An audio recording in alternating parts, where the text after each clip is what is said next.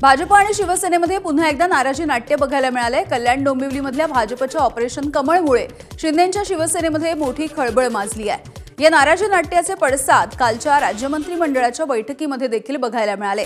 शिवसेनेकडून भाजपचे प्रदेशाध्यक्ष रवींद्र चव्हाण यांच्या कृतीवरती नाराजी व्यक्त केली जाते आहे। कल्याण डोंबिवली ठाण्यामध्ये भाजपचे प्रदेशाध्यक्ष रवींद्र चव्हाण हे शिवसेनेचे नगरसेवक आणि पदाधिकाऱ्यांना लालसेपोटी पक्षप्रवेश देऊन जाणीवपूर्वक मित्रपक्षाला दुखवत असल्याच्या विषयी पक्षामधल्या नेत्यांमध्ये देखील नाराजी आहे।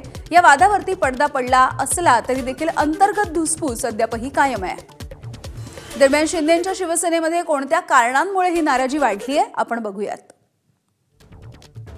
कॅबिनेट पूर्व बैठकीमध्येच कॅबिनेटवरती बहिष्काराचा शिंदेंच्या मंत्र्यांचा निर्णय झाला। कॅबिनेट बैठकीमध्ये शिवसेनेचे 4 मंत्री अनुपस्थित होते। निवडणुकांसह विविध कारणांमुळे हे मंत्री अनुपस्थित आहेत। उदय सामंत यांनी अशी माहिती दिली। खटकलेल्या पक्षप्रवेशाच्या बातम्या असतानाच बावनकुळे हे एकनाथ शिंदेंच्या भेटीसाठी पोहोचले। काही पक्षप्रवेशांमुळे शिवसेनेच्या नाराजीची सरनाईक यांनी कबुलीही दिली आहे। अंतर्गत मुद्द्यावरच शिंदेंसह शिवसेनेचे काही नेते मुख्यमंत्र्यांना भेटल्याची सरनाईक यांनी माहिती दिली। त्यामुळे हे नाराजी नाट्य घडलं आणि त्यानंतर ही कबुली देखील काही लोकांनी दिलेली आहे। आगामी स्थानिक स्वराज्य संस्थांच्या निवडणुकांच्या आधी भाजप मित्रपक्षांचे नेते फोडत असल्यामुळे शिवसेनेची नाराजी समोर आली आहे। अशामध्ये शिवसेना ठाकरे पक्षाचे माजी खासदार चंद्रकांत खैरे आणि अंबादास दानवे यांनी एकनाथ शिंदेंच्या संदर्भात एक मोठं भाकीतही वर्तवलं आहे। नियतीचा खेळ असा आहे की तुम्ही त्या ठिकाणी उद्धव साहेबांनी पूर्णपणे तुम्हाला स्वायत्तता दिली, पूर्णपणे फ्री हँड दिलं आहे। नंतर त्यावेळेस त्याच्यानंतर तुम्हाला कुठे काय त्रास होता, पण तुम्ही त्या ठिकाणी त्याच्यानंतर उद्धव साहेबांना सोडून गेले आणि पूर्ण 40 लोक घेऊन गेले। आणि आज जी परिस्थिती झालेली आहे ती परिस्थिती अशी झाली की तुम्ही नियतीचा खेळ असा आहे की तुम्ही त्यांना सोडलं, आता हे तुम्हाला सोडतात। देवेंद्रजी करतात ते चांगलं करतात। प्रमुख नेते सगळे भारतीय जनता पार्टीच्या संपर्कात आहेत शिंदेंच्या गटातले। मी आता नाव सांगत नाही, हे शिंदेंना आता मुदतसुद्धा नाही। अनेक नावं सांगता येईल, मला असं वाटतं ते सांगणं योग्य होणार नाही। मंत्रीच मंत्रिमंडळातले अर्धे मंत्री आता शिंदेंना मुदतसुद्धा नाही। मला असं वाटतं त्याच्यातले बरेच जण भारतीय जनता पार्टी त्यांना ऑपरेट करते, असे मंत्री आहेत जे शिंदेंच्या मंत्री सोबतचे असलेले मंत्री। संभाजीनगरच्या पाठोपाठ नाशिकमध्ये देखील उद्धव ठाकरेंना मोठा धक्का बसलाय। ठाकरेंच्या शिवसेनेचे उपनेते अद्वै हिरे यांनी उद्धव ठाकरे यांना रामराम केला आणि भाजपचा हात धरला। विधानसभेमध्ये शिंदेंचे सध्याचे मंत्री दादा भुसेंना अद्वै हिरेंनी ठाकरे गटाकडून कडवं आव्हान दिलं होतं। दादा भुसेंचे कडवे विरोधक अशी अद्वै हिरेंची ओळख आहे। गेल्या अनेक दिवसांपासून अद्वै हिरेंच्या संदर्भात सोशल मीडियावरती देखील जोरदार चर्चा सुरू होती। अद्वै हिरे यांच्या प्रवेशानं मालेगाव भागामधली राजकीय समीकरणं ही बदलण्याची देखील शक्यता आहे। अद्वै हिरे यांचे बंधू आणि माजी आमदार अपूर्व हिरे यांनी याआधीच भाजपमध्ये प्रवेश केला, त्यामुळे उद्धव ठाकरेंच्या समोरची डोकेदुखी आता चांगलीच वाढली आहे।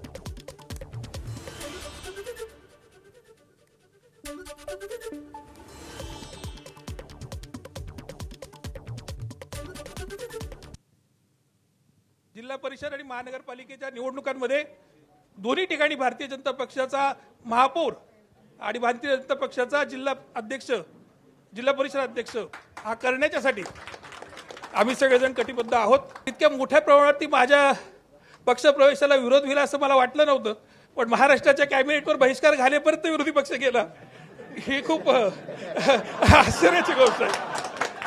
आणि त्यामुळे निश्चितपणे मला समाधान आहे की विरोधकांच्या पायाखालची वाळू आत्ताच घसरलेली आहे आणि गिरीश भाऊच्या नेतृत्वामध्ये भारतीय जनता पक्ष 100% भाजपा नाशिक जिल्ह्यात करून दाखवेल।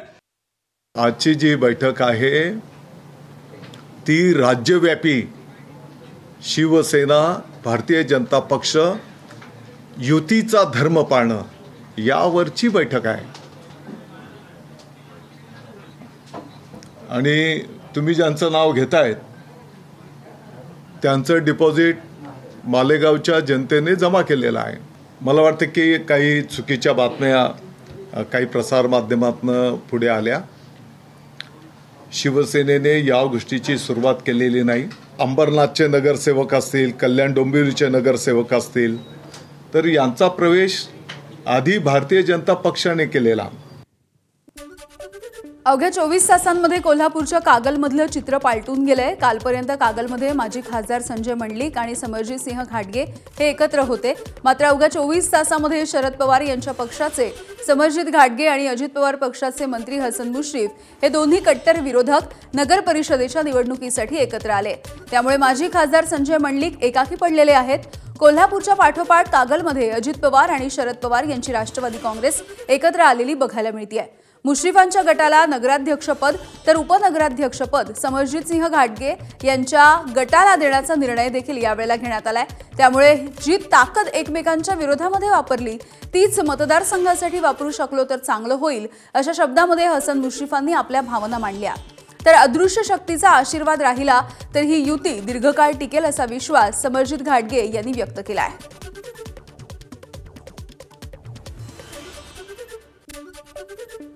आम्ही एकत्र आलेलो आहे एकत्र राहण्यासाठी आणि भविष्यामध्ये या तालुक्यातील या जिल्ह्यातील मी समरजित घाटगे आणि माजी आमदार संजय घाटगे हे तिघेही आता युतीचे आम्ही घटक आहोत.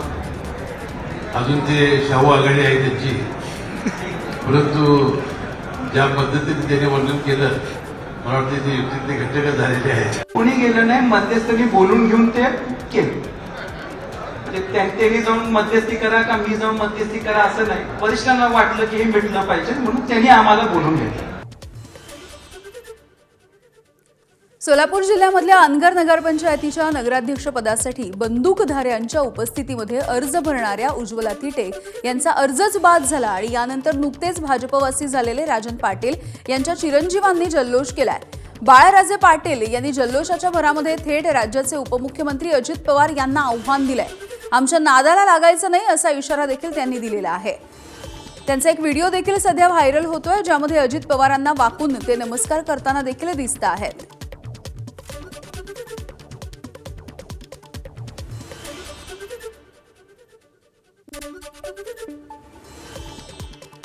मुंडव्यामधल्या जमीन व्यवहाराच्या प्रकरणामधील 3 अहवालांच्या पैकी राजेंद्र मुठे समितीचा अहवाल विभागीय आयुक्तांकडे सादर करण्यात आला. या समितीच्या अहवालामध्ये पार्थ पवार यांचं नाव कुठेही नसल्याची माहिती सूत्रांनी दिली. त्यामुळे मुठे समितीकडून पार्थ पवार यांना क्लीन चिट मिळाली आहे का असाही सवाल आहे. अहवालामध्ये दिग्विजय पाटील आणि शीतल तेजवानी हे दोषी. दिग्विजय पाटील आणि शीतल तेजवानी यांच्यावरती जबाबदारी निश्चित करण्यात आली आहे. भविष्यामध्ये असे गैरव्यवहार होऊ नयेत यासाठी मुठे समितीकडून अहवालामध्ये शिफारसी करण्यात आल्या. एकूण 3 अहवाल येणार आहेत. त्यापैकी मुठेंच्या अहवालामध्ये पार्थ पवारांचं नाव नसल्याची माहिती आहे. उरलेल्या 2 अहवालांमधला तपशील अद्यापही समोर आलेला नाही आहे. राज्यामधील वाढत्या बिबट्यांच्या हल्ल्याच्या संदर्भात आज मुख्यमंत्री फडणवीसांच्या उपस्थितीमध्ये बैठक पार पडली आणि या बैठकीमध्ये बिबट्यांवरती नियंत्रण मिळवण्यासाठी काही उपाययोजना करण्याच्या संदर्भात मुख्यमंत्र्यांकडून काही सूचना देखील करण्यात आल्या. बिबट्यांचे हल्ले ही राज्य आपत्ती असल्याचा प्रस्ताव मंत्रिमंडळाच्या समोर आणा असं मुख्यमंत्र्यांनी बैठकीमध्ये सांगितलंय. बिबट्यांवरील नियंत्रणासाठी तातडीने पिंजरे लावण्याच्या सूचना मुख्यमंत्र्यांनी केल्यात. सोबतच बिबट्यांचा वावर असलेल्या भागामध्ये पोलीस आणि वन विभागाने गस्त वाढवावी. नरभक्षक बिबट्यांना शोधून त्यांची नसबंदी करा असे निर्देशही मुख्यमंत्र्यांनी दिले आहेत. बिबट्यांच्या दहशतीमुळे गावाकडील पालक हे मुलांना शाळेमध्ये पाठवत नसल्यामुळे त्यावरती देखील बैठकीमध्ये निर्णय घेण्यात आला. शाळांच्या वेळा या सकाळी 9:30 ते दुपारी 4 वाजेपर्यंत करा असं देखील उपमुख्यमंत्री अजित पवार यांनी सांगितलं. केंद्र सरकारशी बोलून त्यांना जे काही बिबटे पकडायचे वनताराला पण विनंती केलेली आहे की आम्ही इकडं बिबटे पकडून तुमच्याकडे काही पाठवतो, परंतु त्यांच्याकडे इतके बिबटे सामावून ते घेऊ शकणार नाही. म्हणून जुन्नरच्या परिसरामध्ये माणिकडोहला एक बिबट्यांचं केंद्र निर्माण केलेलं आहे. तशा पद्धतीनं 2 सेंटर ही बिबट्यांची सुरू करायची आणि त्याच्यामध्ये हे बिबटे पकडून ते तिकडे न्यायचे, त्याच्यामध्ये ठेवायचे. बिबट्यांची संख्या वाढते आहे. ही संख्या वाढलेली असताना ह्याच्यावर काय बंदोबस्त करायचा म्हणून तातडीची आज मुख्यमंत्र्यांनी मिटिंग आयोजित केलेली होती आणि त्या मिटिंगमध्ये ताबडतोब काही गोष्टी अशा आहेत की त्या तातडीनं सुरू करण्याची गरज आहे. आम्ही त्या एरियामध्ये शाळा 9:30 ते 4 असं टायमिंग ठेवलं आहे की जेणेकरून साधारण दुपारची वेळ असतानाच मुलं घरी यावीत संध्याकाळच्या आत. हा एक त्याच्यातनं निर्णय घेतलेला आहे. तर बिबट्यांच्या संदर्भात बैठक झाली आणि मुख्यमंत्र्यांनी नेमक्या काय सूचना केल्या आपण बघतोय. ड्रोनच्या मदतीने गावं आणि शहरांजवळच्या बिबट्यांचा शोध घ्या. बिबटे पकडण्यासाठी लागणाऱ्या आवश्यक साहित्यासाठी जिल्हा नियोजन समितीकडून निधी उपलब्ध करून द्यायला हवा. नरभक्षक बिबट्यांना पकडून त्यांची नसबंदी केली जावी. पकडलेल्या नरभक्षक बिबट्यांना ठेवण्यासाठी पुणे जिल्ह्यामध्ये 2 रेस्क्यू सेंटर उभारण्यासाठी तातडीनं जागा शोधा असं देखील सूचना देण्यात आलेल्या आहेत. गोरेवाडासह इतर ठिकाणी सध्या असलेल्या रेस्क्यू सेंटरची क्षमता वाढवण्याचे देखील आदेश देण्यात आले. बिबट्यांना शेड्यूल 1 मधून काढण्याच्या संबंधी केंद्र शासनाकडे प्रस्ताव देखील पाठवला जाणार आहे.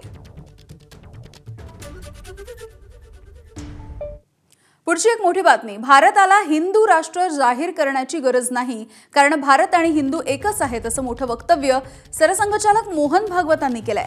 देशाचा अभिमान असलेला प्रत्येक जण हिंदू आहे असं देखील त्यांनी म्हटलंय. हिंदू केवळ धार्मिक शब्द नाही तर ती एक ओळख आहे असं देखील सरसंघचालक मोहन भागवत यांचं विधान आहे. मातृभूमि की भक्ति, पूर्वजों का गौरव और हमारे इस संस्कृति की विरासत लेकर जो चलते हैं वो सब हिंदू है. तो हिंदू को रिलीजियस कॉनोटेशन में नहीं लेना. हिंदू धर्म, हिंदू संस्कृति यानी खानपान और पूजा पाती से लिमिटेड नहीं है. वो इंक्लूसिव है और भी लोगों को अंदर ले सकती है. अपनी पूजा छोड़े बिना, अपने रीति रिवाज छोड़े बिना मुसलमान ईसाई भी इस देश से भक्ति करते हैं, भारतीय संस्कृति को मानते हैं और भारतीय पूर्वजों पर गर्व करते हैं, तो वो हिंदू ही है. अयोध्येमध्ये 25 नोव्हेंबरला राम मंदिरामध्ये भव्य ध्वजारोहणाचा सोहळा पार पडेल आणि या सोहळ्यासाठी पंतप्रधान मोदी आणि सरसंघचालक मोहन भागवत हे हजेरी लावतील. यावेळेला देशभरातील जवळपास 6 ते 7 हजार साधू संत देखील उपस्थित राहतील. दरम्यान राम मंदिराच्या 161 फूट उंच शिखरावरती 42 फूट उंच स्तंभ बसवण्यात येतोय आणि या स्तंभावरती 22 फूट लांब आणि 11 फूट रुंद असा ध्वज देखील फडकवला जाणार आहे. या विशिष्ट भगव्या रंगाच्या ध्वजावरती सूर्य, ओम आणि कोविदार ही चिन्ह आहेत. ही चिन्ह सूर्यवंशाचं प्रतीक मानली जातात. वैदिक मंत्रोच्चारांमध्ये ध्वजाला वंदनही केलं जाईल. ध्वज फडकवताना मंदिर परिसरामध्ये घंटानाद केला जाणार आहे. हा ध्वज 3 किलोमीटर अंतरावरून देखील दिसेल. दरम्यान मुख्यमंत्री योगी आदित्यनाथ यांनी ध्वजारोहण समारंभाच्या तयारीचं निरीक्षण करण्यासाठी अयोध्येला भेटही दिली आहे. आगामी सिंहस्थ कुंभमेळ्याच्या पार्श्वभूमीवरती तपोवन परिसरात 1200 एकरावरती साधुग्राम साकारलं जाणार आहे. यासाठी शेकडो झाडं तोडली जाणार आहेत. देशभरातील साधू महंतांच्या राहण्याची व्यवस्था करण्यासाठी साधुग्राम उभारले जाईल. यासाठी काही झाडं अडथळा ठरणार असल्यामुळे महापालिका वृक्ष प्राधिकरण समितीच्या माध्यमातून या झाडांवरती फुल्या मारण्यात आल्यात. यासोबतच झाडांच्या खोडावर नोटीसही चिकटवण्यात आली आहे. पर्यावरण प्रेमींनी याला हरकत घेतली आहे आणि तपोवन नावातच वन आहे. रामायण काळामध्ये पंचवटी तपोवन परिसर दंडकारण्य म्हणून ओळखला जात असल्यामुळे ही झाडं तोडू नयेत असं पर्यावरण प्रेमींचं म्हणणं आहे. आणि इथला आढावा घेतलाय आमचे प्रतिनिधी मुकुल कुलकर्णी यांनी. आगामी सिंहस्थ कुंभमेळ्याची तयारी नाशिकमध्ये सुरू झालेली आहे. मुख्यमंत्री देवेंद्र फडणवीस यांच्या उपस्थितीमध्ये हजारो कोटी रुपयांच्या विकास कामांचं भूमिपूजन करण्यात आलं. मात्र आता कुंभमेळ्याच्या निमित्तानं साधुग्राम परिसरातील झाडांवर कुऱ्हाड चालवली जाणार का असा प्रश्न उपस्थित होतोय. आपण बघतोय नाशिक महानगरपालिका वृक्ष प्राधिकरणाच्या माध्यमातून ही नोटीस लावण्यात आलेली आहे. तसंच इथल्या झाडांवर काही फुल्या देखील मारण्यात आलेल्या आहे. कुंभमेळ्याच्या पार्श्वभूमीवर साधू महंतांच्या राहण्याची व्यवस्था इथे करावी, साधुग्राम उभारलं जावं, यासाठी इथल्या झाडांची तोडणी करणे, छाडणी करणे, पुनर्रोपण करणे अशा विविध कामांसाठी इथली झाडं आता तोडली जाणार आहेत। आपल्याबरोबर पर्यावरणप्रेमी प्रशांत परदेशी आहेत। काय संशय वाटतो? ही झाडं तोडली जाऊ नये, एक तर नोटीस लावलेली आहे, 1700 पेक्षाही जास्त संख्या असू शकते। ही झाडं तोडायला नको, कारण तपोवन या नावातच वन आहे। तपोवनाची किंवा कुंभमेळ्याची खरी ओळख काय आहे तर वृक्ष आणि नदी। नदीचं संगोपन कोण करतं तर वृक्ष आणि त्याच्या भोवतालची जी काही परिसंस्था असते पर्यावरणीय, तर गोदावरी नदीचं प्रदूषण वाढेल, तिचं सौंदर्याला बाधा येईल। शहराचं लौकिक जे दंडकारण्य होतं पूर्वी, प्रभू राम या ठिकाणी कुटी करूनच राहिलेले, तर साधूंची जी काही आवश्यकता आहे त्यांना कुटीमध्ये राहायचं आहे। इथे एवढी पर्याप्त जागा आहे की या ठिकाणी छानशा कुट्या होऊ शकतात। पर्यावरणाला कुठेही धक्का लागणार नाही याची खबरदारी घेण्याची जबाबदारी नाशिक महानगरपालिका प्रशासनाची आहे। त्यामुळे यावर कसा तोडगा काढला जातो, पर्यावरण प्रेमींचं कसं समाधान होतं हे बघणं अत्यंत महत्त्वाचं आहे। कॅमेरामन किरण कटारेसह मुकुल कुलकर्णी, एबीपी माझा, नाशिक।